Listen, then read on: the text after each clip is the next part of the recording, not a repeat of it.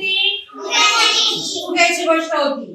तर ती गोष्ट म्हणजे काय कळालंय तुम्हाला की तो काय सांगितलेलं आहे, त्या गोष्टीत काय सांगितलंय, काय सांगितलेलं त्याच्याकडे किती कुठल्या रंगाचा फुगा होता आणि तो मुलांनी काय प्रश्न विचारले कोण सांगते मला?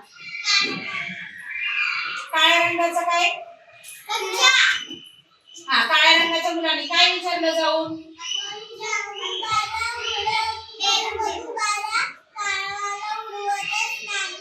हा, असं तो मुलगा म्हटला.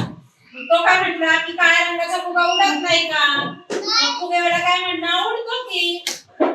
पण त्या मुलाला काय झालेलं असतं, त्याला असं तुम्ही लोक चिडवता ना एखाद्याला, तसं त्याला कुणीतरी चिडवलेलं काळा रंग. म्हणून मी किती वेळा सांगते कोणालाच रंगावरून कशावरूनही बोलायचं नाही.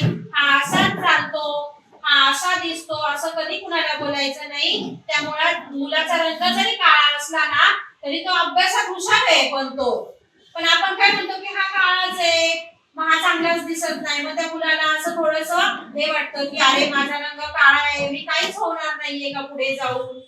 पण काळ्या रंगाची मुलं सुद्धा हुशार होतात की नाही? आज मी आता ह्यांना डॉक्टर बाबासाहेब आंबेडकरांबद्दल